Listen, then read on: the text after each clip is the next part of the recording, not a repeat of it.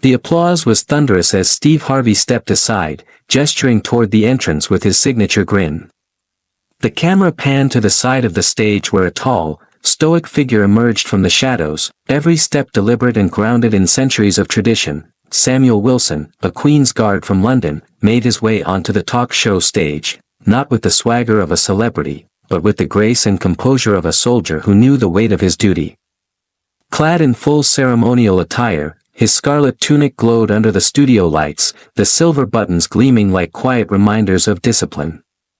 His bearskin hat towered above him, yet it was his posture, unwavering and dignified, that left the audience in silent awe. For a brief moment, time seemed to pause. Steve, a man known for his wit and warmth, stood beside Samuel with uncharacteristic restraint. "Ladies and gentlemen," he said softly, "you're not just looking at a man in a uniform. You're looking at history. You're looking at devotion." The crowd erupted once more, but Samuel remained still, eyes focused forward, his hands at his sides. It wasn't until Steve gently invited him to take a seat that he allowed himself the smallest nod and sat down. What followed was more than an interview, it was a lesson in humility. Samuel spoke sparingly at first, his voice crisp, refined, but modest. He explained the rigorous training required to become a Queen's Guard. How standing immobile for hours in the cold was the easy part. "What's harder," he said, "is knowing that every child who waves, every grandmother who sheds a tear, sees more than a guard. They see a symbol. A protector. A piece of something older than all of us." The audience leaned in as he described the silence of dawn at Buckingham Palace, the sounds of polished boots on cobblestones, the quiet pride of knowing that you're a visible part of something invisible, a nation's promise. Steve asked him about laughter, about how he endures jokes and pranks from tourists who think his silence is weakness. Samuel smiled for the first time, not wide, but real. "Discipline," he said. "It's not about ignoring people. It's about honoring the uniform enough to not let it become a game." But what broke the room was a single story. Samuel shared how, on a rainy afternoon, a boy in a wheelchair came to the palace gates. The boy's mother had whispered to him that the guards couldn't move, couldn't speak. But as they turned to leave, disappointed, Samuel subtly raised his foot, tapped it twice, and winked. "It was nothing grand," Samuel said. The boy beamed like I'd told him the secrets of the crown. In that moment, the room swelled with something unspoken, respect, not for the performance, not for the tradition alone, but for the human beneath the bearskin hat. The man who stood when it was easier to rest, who stayed silent when it was easier to respond, and who saw honor not as a spotlight but as a quiet oath kept in the background. When the segment ended, Steve reached out and shook Samuel's hand, not with his usual showman flair, but with both hands, firm and sincere. "Thank you," he said. "Not just for being here, but for reminding us what dignity looks like." Samuel sat on the edge of the leather chair across from Steve, his back still straight, his voice calm yet quietly thunderous with conviction. As the lights dimmed slightly and the crowd hushed into an attentive stillness. "Most people see the uniform," he began, his words edged with a solemn cadence, "but few understand what it truly demands. To wear the scarlet tunic is to carry weight, not just physical, but historical, emotional, generational." He took a slow breath, not for dramatics, but because that's what a man does when he's about to speak from the marrow of lived truth. "We start before dawn. Hours before a single tourist gathers at the gates, before the first chirp of a sparrow in street. James's Park, we're already moving. The process of dressing alone takes 3 hours, not because we're slow, but because every inch must be flawless. It's ritualistic, and it has to be. You see, our uniform isn't just stitched fabric. It's a signal. A declaration that we're present, that the tradition has not frayed, that Britain still remembers how to stand." He spoke of the tunic, how the buttons had to be polished to a mirror finish, how the white leather belt had to be aligned perfectly with the seams of the trousers, how the bearskin cap, towering and regal, had to sit precisely at the right angle, not too far back, not too low over the eyes. We train for weeks to get it right. But even after years, you don't stop checking. Because it's not just your pride on the line, it's the regiments, it's the crowns, it's every guard who stood before you. Then he spoke of the boots. Most think it's just part of the look, but breaking them in is a trial. You bleed into them, literally. Heel blisters become calluses, and calluses become leather hard like your resolve. Every scratch is buffed out, every inch shined. They say you can see your reflection in a guard's boots. You should. It means we care. The audience watched as his expression darkened just slightly, not with sorrow, but with the gravity of memory. Then comes the drill. We don't just learn to stand still. We learn to become still. To silence not just our bodies, but our thoughts. The first time I was told I'd have to stand at attention for hours in freezing rain without flinching, I thought they were exaggerating. But they weren't. They were underselling it. He chuckled once, softly, as if recalling something only those in the uniform would understand. When it's summer, the bearskin cap becomes a furnace. We've stood in 35-degree heat, not allowed to wipe sweat, not allowed to move. There's no shade. You don't blink too much because you don't want to seem weak. But the worst, honestly, is the cold. Standing in sub-zero temperatures with only the tunic and wool trousers, your hands exposed, your breath freezing in the air. And still, you don't move. Not because you can't. Because you won't. That's the difference between a soldier and a statue. He paused only briefly, enough for the weight of those words to land like stones in a quiet pond. And yet, the physical part isn't the hardest. The hardest is the mental battle. Knowing that behind you, inside the gates, lies centuries of heritage, responsibility, and meaning, and in front of you are people who think you're a prop. Tourists who make faces, shout in your ear, wave cameras inches from your nose. They're not being cruel, they're being curious. But our task is to remain unmoved. The public tests you more than the weather ever could. You learn to find stillness not in the absence of chaos, but right in the center of it. His jaw tensed for a beat. One day, a man barked in my face, trying to get me to react. For 10 minutes straight. I didn't move. Didn't blink. When he got tired and walked away, a child walked up quietly and saluted me. That moment, that child, it made everything worth it. Steve asked him, gently, how one finds that kind of discipline. Samuel didn't blink. Discipline isn't a rule. It's a choice you make every single moment. No one forces us to stay still. We choose to. Because we believe in something bigger than comfort. Bigger than self. He then described the preparation for state ceremonies. For days beforehand, we rehearsed down to the second. Timing, spacing, weapon handling, it must be flawless. You know how in sports they say every inch counts. For us, every centimeter counts that you're marching shoulder to shoulder with men who would take a bullet for you, and that means you give nothing less than perfect. He talked about sleep, how guards often run on 4 or 5 hours a night, because by the time uniform checks, weapons inspections, and security briefings are done, the sun is nearly up again.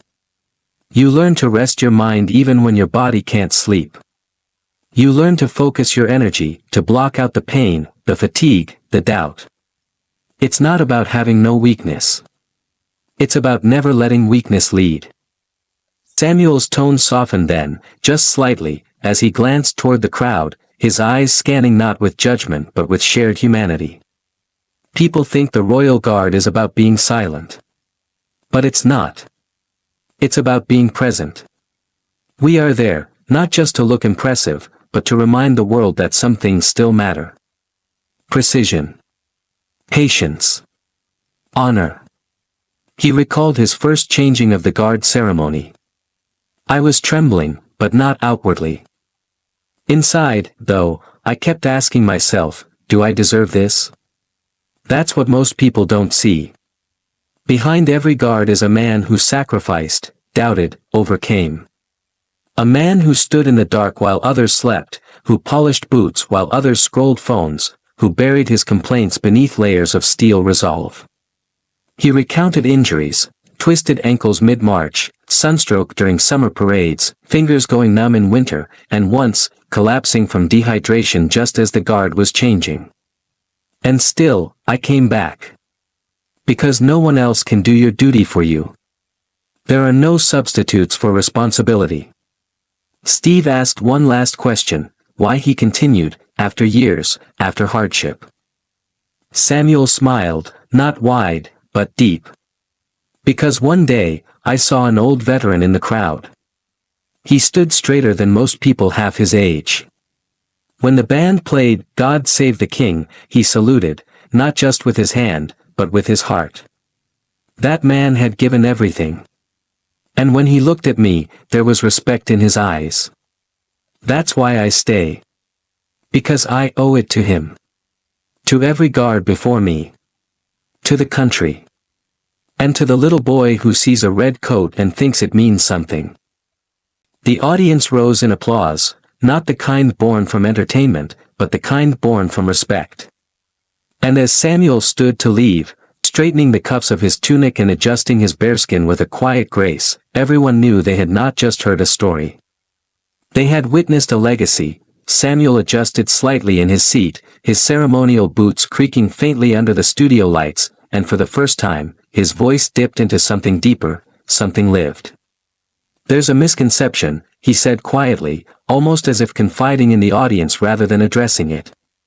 People often assume we're just decorative, museum pieces in red and black, posted for the sake of tourists' photographs. But the truth is far from it. Every Queen's Guard you see has earned that post, not through pageantry, but through pain, discipline, and service. We are soldiers first. Combat trained. Battle tested. The ceremonial part comes after. His gaze didn't waver as he continued. I served 3 tours in Afghanistan.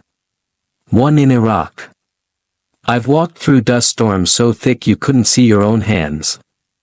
I've lost brothers I still speak to in silence. I've pulled security in places where every footstep might be your last. And yet, somehow, the challenge of standing motionless in London's cold rain, keeping a straight face as strangers try to provoke you, sometimes that tests you in different ways. But it's not just about stillness. It's about restraint. It's about honoring the uniform and those it represents. The audience was silent now, not in discomfort, but in reverence. He added, what you see at Buckingham is the surface. Beneath it is a soldier who's trained with live rounds, who's been briefed in classified missions, who's carried wounded men out of fire zones and then stood the next day in front of crowds with polished boots and a frozen gaze. A flicker of emotion passed his features, quickly, professionally contained. I've buried friends, he said, and then returned to guard the palace the next week. Because duty doesn't wait for grief. Because the role is bigger than the individual. That's what people don't see. And that's okay. We don't do it to be seen. We do it because we swore an oath. Because when you serve, you carry not just the weight of your gear, but the weight of everyone who came before you. And everyone who's counting on you to stand strong. Steve sat quietly, his usual sharp humor softened, watching the man before him not as a performer or guest, but as a pillar of something rare, silent strength, lived honor. Samuel looked to the crowd and offered a faint smile. So yes, he said. We are more than stillness. We are soldiers. And sometimes, the hardest battle is the one where no one sees you bleed. Would you like to continue with the rest of the story from here, perhaps shifting to the emotional toll or family life behind the duty? Samuel's expression softened as he shifted gears, the edge in his voice melting into something gentler, almost wistful. The room, still holding its breath from his stories of combat and ceremony, leaned in closer, sensing a change in tempo. There's another side of soldiering, he said, his voice like the quiet rhythm of boots on dry earth. One that rarely makes the headlines. One that doesn't involve gunfire or salutes or medals. It's the side I carry closest to my heart. He paused, as if choosing carefully which memories to unearth. Between my tours in Afghanistan, I joined a unit that partnered with humanitarian teams. Our mission wasn't combat, it was construction. Rebuilding. Healing. His eyes searched the air as if replaying a distant morning. We helped build a school in a rural village near Kandahar. It wasn't grand. Just 4 rooms, a roof, and a promise. I remember the children, most had never sat in a classroom before. They came barefoot, wide-eyed, some of them walking miles across open terrain just to touch the edge of a chalkboard. His voice faltered slightly, but he continued, steadier now. One boy, his name was Amir, asked me if the school would stay even after we left. I told him it would. He asked if the teachers would keep coming. I said yes, as long as there were students who wanted to learn. Then he asked the hardest question, will there be peace, so we can stay here without running again? I didn't have an answer. So I gave him a pencil and said, build peace with this. Samuel took a breath. That boy didn't need a rifle. He needed a future. The audience sat in reverent silence. Some with tears quietly tracing their cheeks. In Iraq, we supported medical teams in a devastated town, he went on. No electricity. No clean water. The clinic was no more than a tent with rusted instruments and half a dozen overworked doctors. We weren't there as soldiers with orders, we were there as human beings with hands to lift, backs to carry, hearts to witness. He looked up, locking eyes with no one and everyone all at once. I carried a man on my shoulders who'd lost both his legs to an IED. I don't remember his name, but I remember his grip on my arm. I remember how he kept apologizing, for being heavy, for bleeding. I told him he didn't need to apologize for surviving.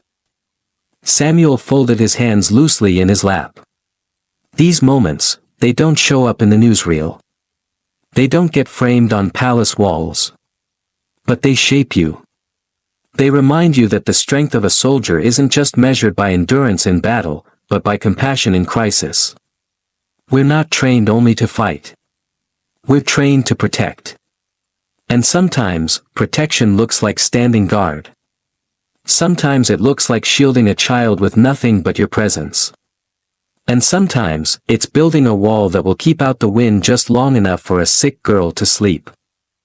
Steve Harvey, usually the master of movement and momentum, remained still, visibly moved.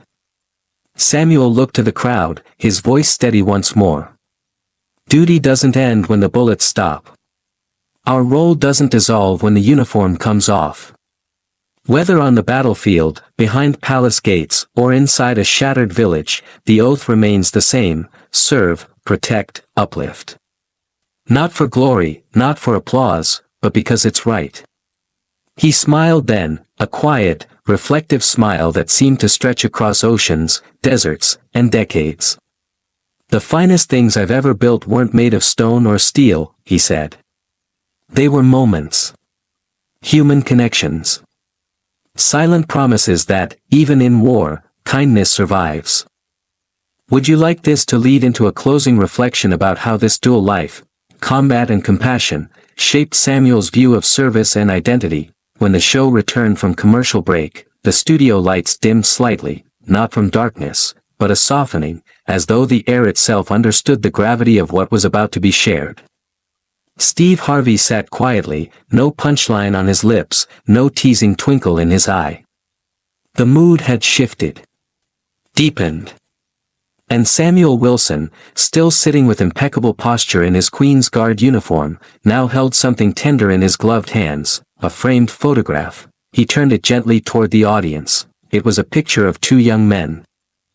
Both in uniform, one in the unmistakable red and black of the Queen's Guard, the other in the dark green of the Royal Marines. They stood shoulder to shoulder, grinning, the sun at their backs. Youthful, proud.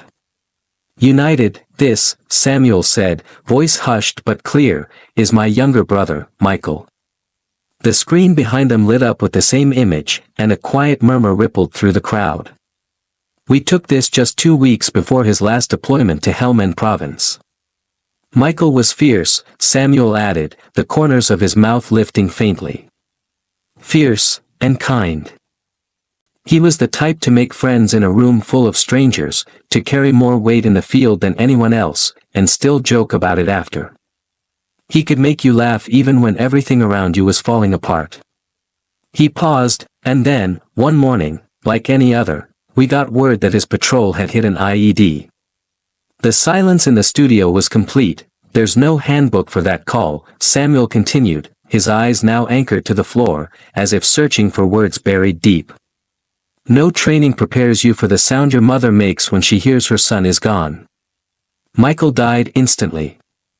He was 24. Steve shifted in his seat, clearly moved, his hands folded respectfully in his lap. I'm so sorry, he said, his voice soft. Samuel nodded in appreciation. Thank you. It's been years, but that loss, it doesn't fade. It transforms. Becomes part of who you are. Some mornings, when I stand outside Buckingham Palace, I feel him next to me. Not in uniform, but in spirit. Every step I take, every hour I stand, it's for him too.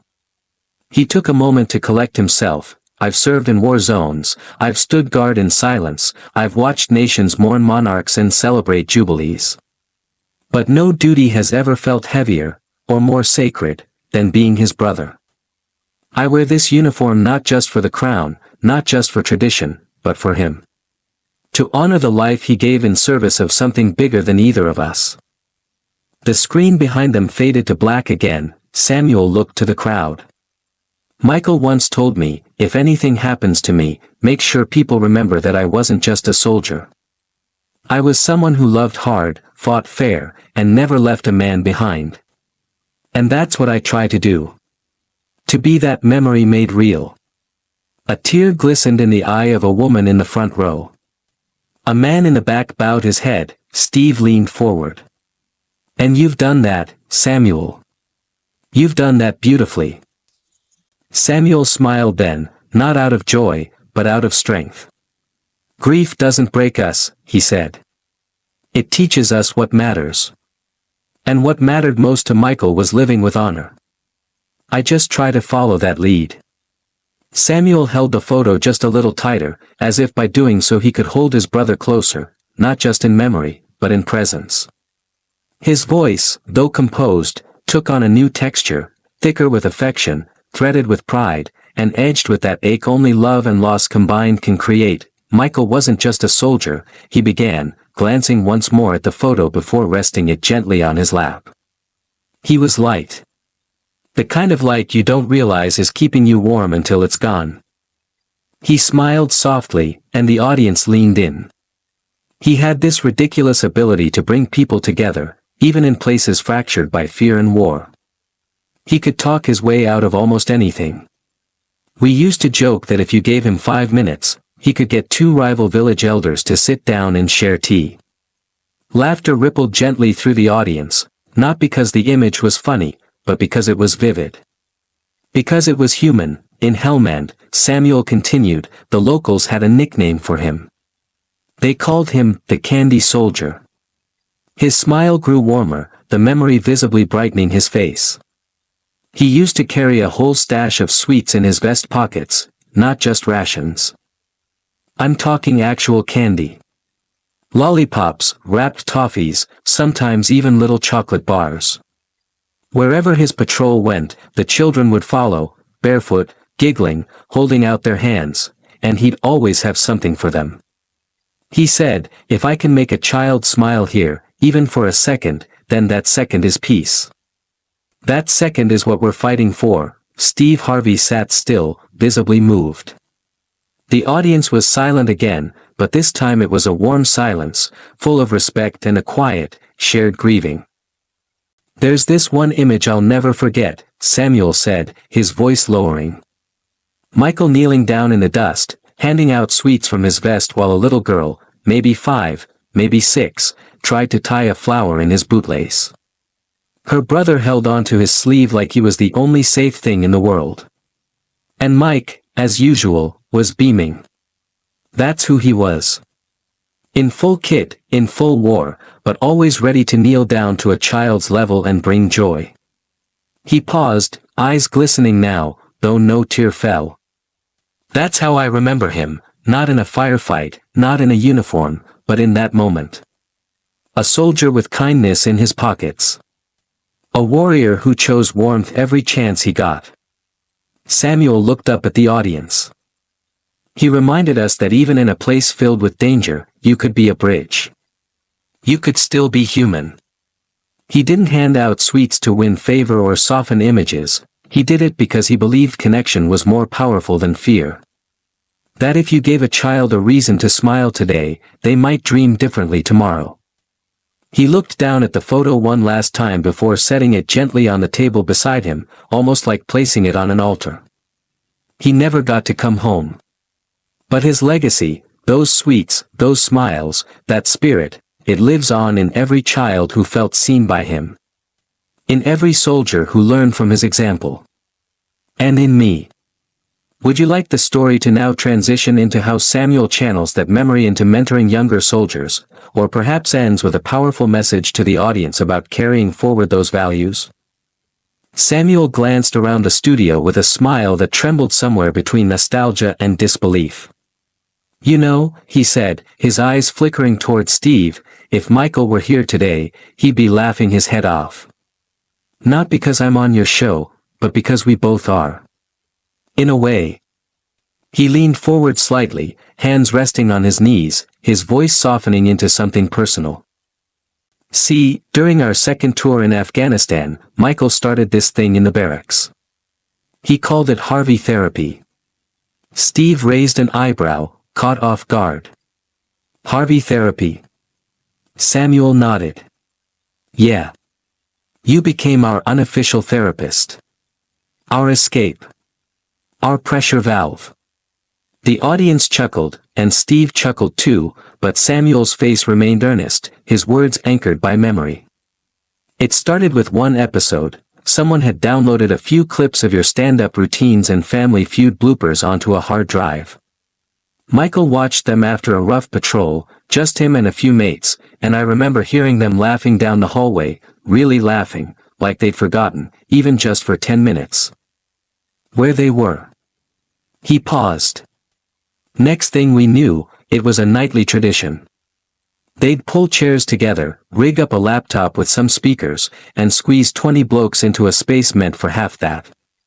And not just Brits, there were Aussies, Canadians, Americans.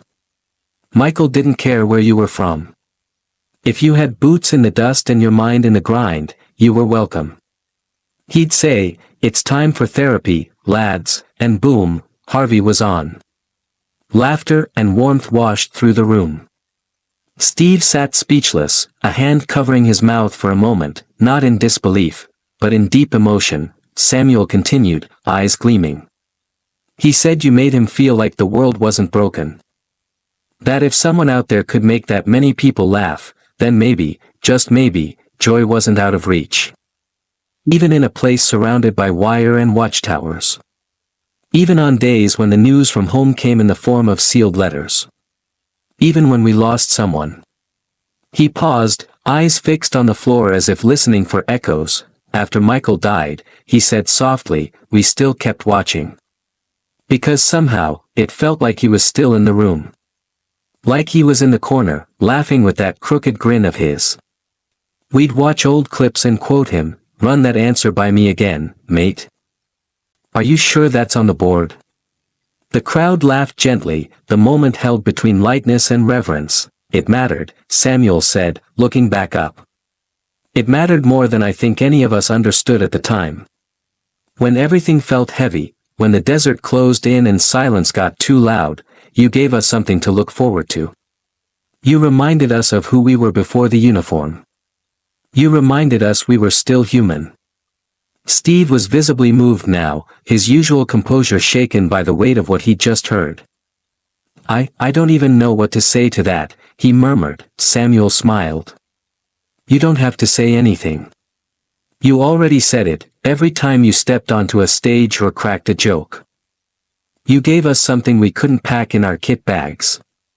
You gave us relief. Michael gave it a name, Harvey therapy. And it stuck. There was a silence then, not empty but full, of respect, of shared humanity, of the realization that sometimes, the smallest things echo the farthest. A television show. A room of soldiers. A brother lost, but not forgotten. Samuel reached into the inside pocket of his ceremonial jacket with slow, deliberate care, the studio now quiet enough that even the soft crinkle of paper felt profound. When he pulled out the small, folded letter, it looked worn at the edges, creased from being read and reread many times.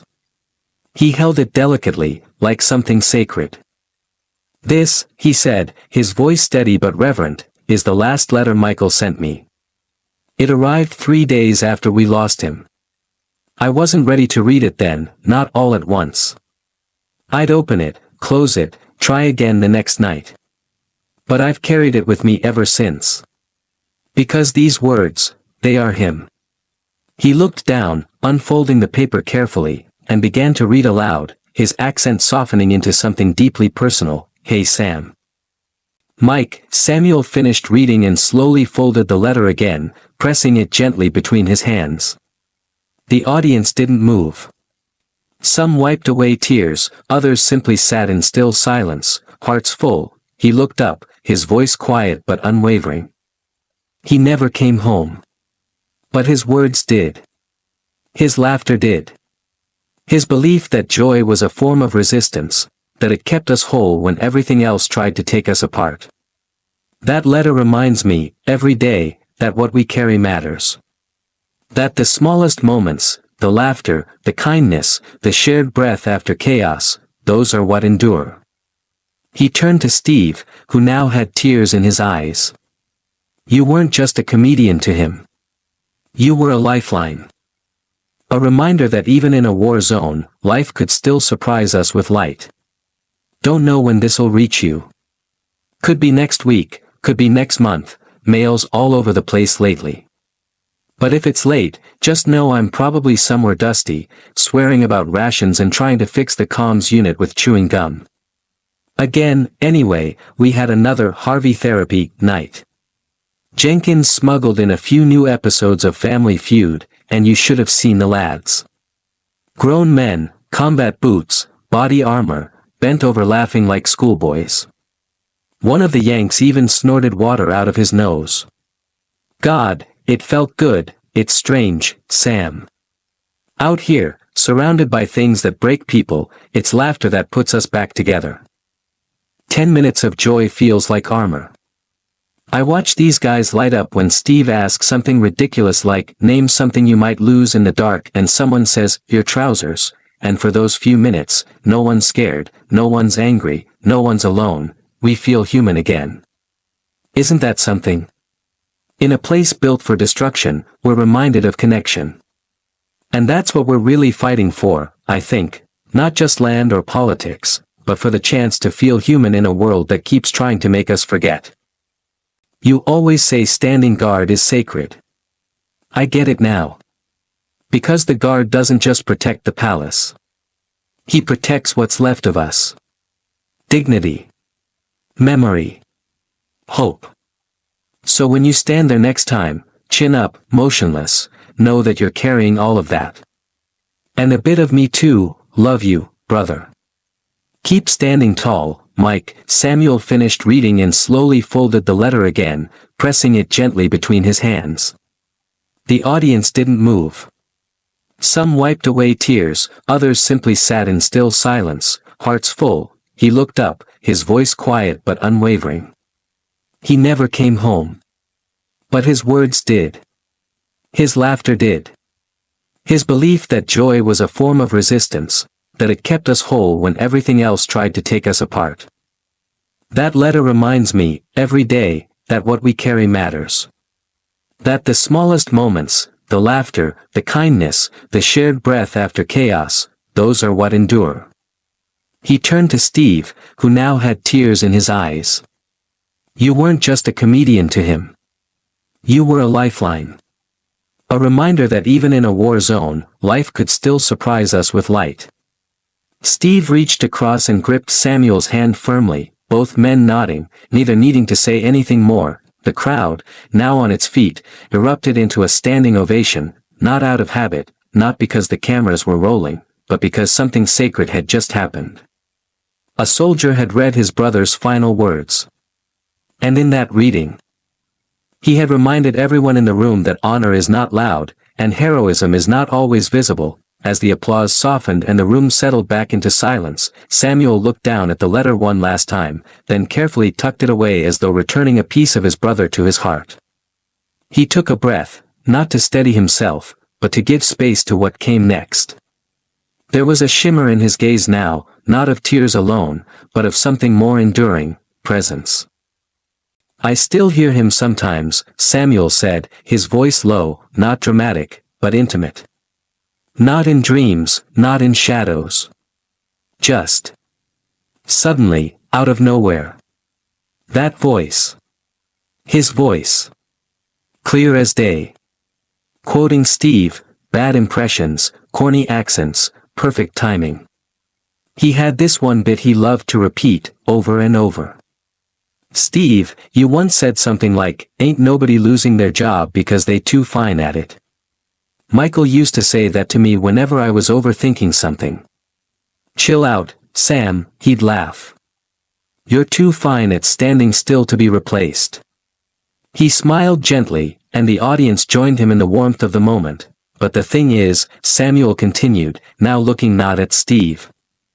Not at the crowd, but at some invisible midpoint in the room. He wasn't just making jokes. He was making space for light. For relief.